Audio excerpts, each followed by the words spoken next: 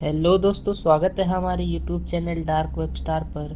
और अगर आपको भूत प्रेत और डरावनी कहानी सुनना पसंद है तो हमारे चैनल को सब्सक्राइब करना ना भूलें। साथ ही में नोटिफिकेशन बेल को भी दबा दें कि आने वाली हर वीडियो आपको पहले पहुंचे। तो दोस्तों, देर ना करते हुए बढ़ते हैं अपने कहानी के पास। मित्रों, ये कहानी उत्तर प्रदेश के आजमगढ़ जिले के उदयपुर नाम के गाँव की है। इस गाँव के निवासी से एक अनजाना खौफ समाया हुआ है। गांव की हर गली, हर नुक्के पर और हर खेत खलियान में एक नागिन मौत बनकर घूम रही होती है। 65 से भी ज़्यादा लोगों को ये नागिन डस चुकी है। इन घटनाओं को कई बार स्थानीय अखबारों में लिखा गया है। यही सवाल सबको सता रहा है कि क्यों कोई नागिन उधमपुर गांव के निवासियों से बदला ले रही है। लोगों को काटने के बाद भी इस नागिन का बदला आज भी जारी है। यहाँ के स्थानीय लोग ऐसी कहानियाँ सुनाते हैं जिस पर यकीन करना बड़ा मुश्किल है। खौफज़दा गांव वालों को मानना है मौत के इस सिलसिले की डेढ़ जावेद नाम के शख्स की जिंदगी से बंधी हुई है।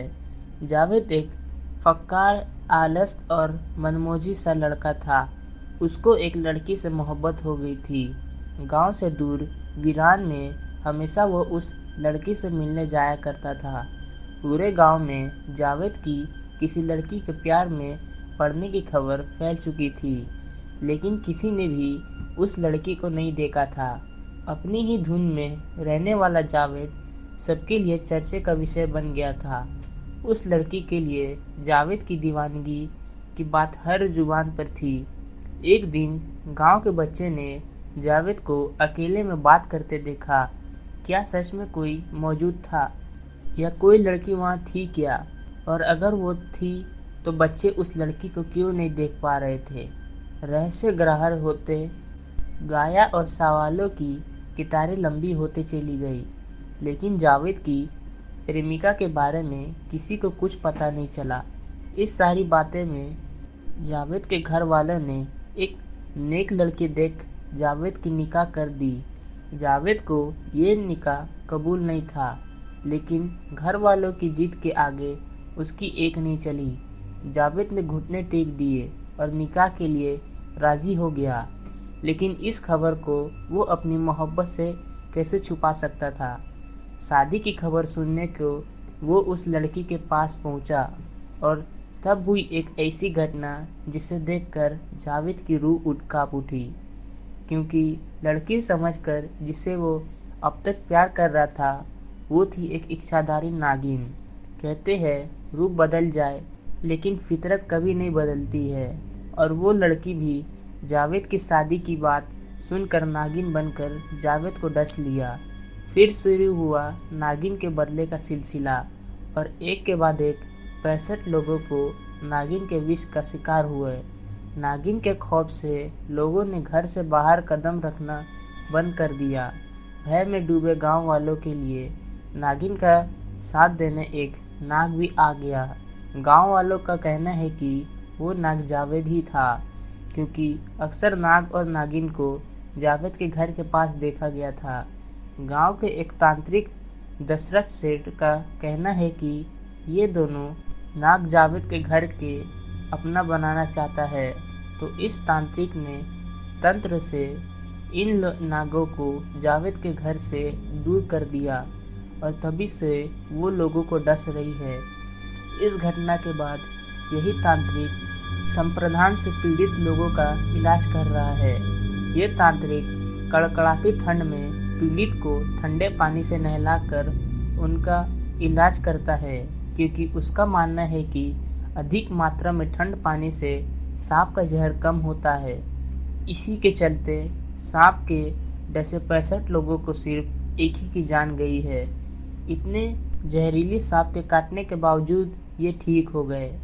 तो दोस्तों, बढ़ते अपने अगली कहानी के पास। जब मैं 10वीं कक्षा में पढ़ाई करती थी, हमारे स्कूल ने हमें मैसूर में घूमने का प्रोग्राम बनाया था। हमको उस दिन सुबह 10 बजे स्कूल बुलाया था। उस ट्रिप के लिए हमारे स्कूल ने 12 गाड़ियों का आयोजन किया था। हमारी गाड़ी सबसे अंत में खड़ी थी।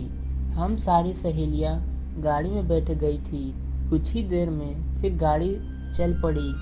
हम सारी सहेलियों रास्ते में गाते गुनगुनाते हंसते खेलते जा रहे थे। हमको रास्ते में एक घने जंगल से गुजरना पड़ा।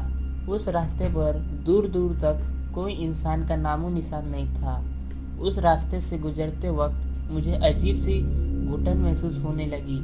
हमारी गाड़ी उस रास्ते से गुजरते वक्त जंगल के बीच के अचानक पंचर हो गई। हमारी गाड़ी को वहीं रोकना पड़ा। हमारी मैडम ने हमें गाड़ी से नीचे उतरने को कहा। हम सारी सहेलियां गाड़ी से नीचे उतर गई। हमारी मैडम से दूसरी गाड़ियों में बैठे मैडमों का गाड़ी पंचर का बताया और उनको रुकने में से मना किया और कहा कि पंचर में थोड़ा समय लग सकता है। नीचे उतरने के बाद ड्राइवर ने हमें बताया कि यहाँ से 200 मीटर की दूरी पर एक छोटी सी ढाबा है।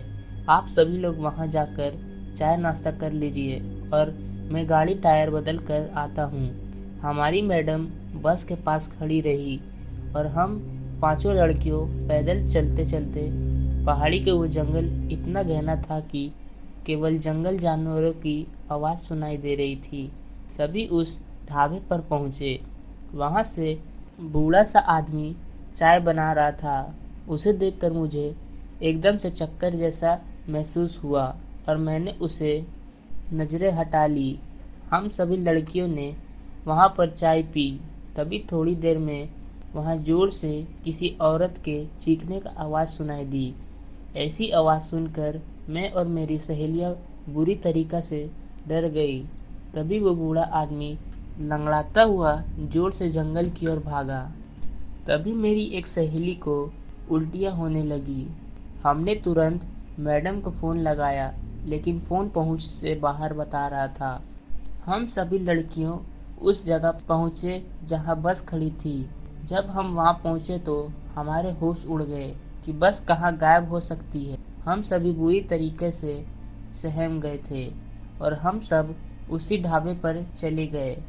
वो बूढ़ा आदमी भी वापस आ गया था और उसने बताया कि अक्सर इस जंगल में ऐसी चीख आती रहती है और मुझे जंगल में कोई नहीं मिलता। उस बूढ़े आदमी की बात सुनकर हम और ज़्यादा डर गए। तभी अचानक हमारी बस आ गई और हम सारी लड़कियां बस में बैठ गए। हमने मैडम को पूछा कि बस कहाँ गायब हो गई थी, तो मैडम ने कहा टायर तो बदल दिया था, लेकिन डीजल भरवाने के लिए पीछे के पेट्रोल पंप पर गए थे। ये सुनकर हमारी जान में जान आई। मेरी सारी सहेलियाँ उस बूढ़े आदमी को बाय बाय करती रही। थोड़ी देर चलने पर मैंने जैसे ही पीछे मुड़कर देखा तो वो ढाबा धंस गया था। मैं ज़ोर से चिल्लाई और ड्राइवर को सब बताया और ड्राइवर ने गाड़ी मुड़कर उस ढाबे तक गए। गाड़ी से नीचे उतरकर देखा तो ढाबा पूरी तरह से नष्ट हो गया था, लेकिन वो बूढ़ा आदमी गायब था और और नज़र नहीं आ रहा था। हम सभी फिर से बस में बैठकर रवाना हो गए। मैं गाड़ी के पीछे की तरफ देख ही रही थी और मुझे उस ढाबे के पास के पेड़ के पत्ते से लहराती सफ़ेद आत्मा दिखाई दी। तभी ड्राइवर ने बताया कि इस जंगल में हमेशा कुछ अजीब घटनाएं होती रहती है, जिसकी असलियत कोई नहीं जानता। हम सुरक्षित मैहूर पहुंच गए। तो दोस्तों, बढ़ते अपने आखिरी कहानी के पास। बिजराज भवन पैलेस, जिसे भारत के 10 मशहूर भूतहा जगहों में से एक माना जाता है। इस भवन को आज से 178 वर्ष पहले अंग्रेजों ने शासन काल में बनवाया गया था, लेकिन 1980 के बाद इस भवन को एक होटल में तब्दील कर दिया गया। इस भवन का नाम कोटा के महाराजा बिराज सिंह के नाम पर रखा गया। आज भी लोग यहाँ होने वाली घटनाओं से खौफ के रहस्य में रहते हैं। यहाँ के स्थानीय लोगों का कहना है कि 1857 की क्रांति में समय एक ब्रिटिश जनरल जिसका नाम मेजर वाटन था, इस महल में रहता था। हालांकि वो जनरल दूसरे अंग्रेजों की तरह क्रूअल नहीं था, लेकिन अंग्रेज तो अंग्रेज होते हैं। उस दौरान भारतीय क्रांतिकारी यहाँ तक आ पहुँचे और उन्होंने मेजर और उसके दो बेटों को मौत के घाट उतार दिया। इस घटना को कोटे की महारानी खुद अपनी आंखों से मेजर को मरते हुए देखा था। इस घटना के बाद से मेजर वॉटन का भूत इस महल में घूमता है और इसकी पहरेदारी करता है, क्योंकि मेजर इस महल से बहुत लगाव था। यहाँ पर रात के चौकीदारी करने वाले चौकीदारों का कहना है कि कई बार अगर कोई चौकीदार ड्यूटी के वक्त सो रहा होता है तो मेजर वॉटन का भूत उन्हें तमाचे मारकर जगा देता है। सिर्फ इन तमाचों की घटना के अलावा कोई अनहोनी नहीं हुई है।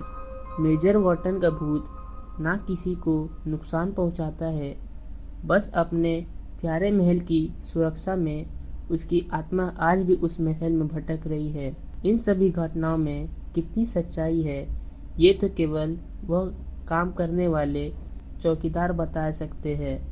लेकिन फिर भी हम भारत में ऐसी ऐतिहासिक जगह को नकार नहीं सकते हैं और ऐसी जगहों को सांस्कृतिक धारा के रूप में विकसित करना चाहिए।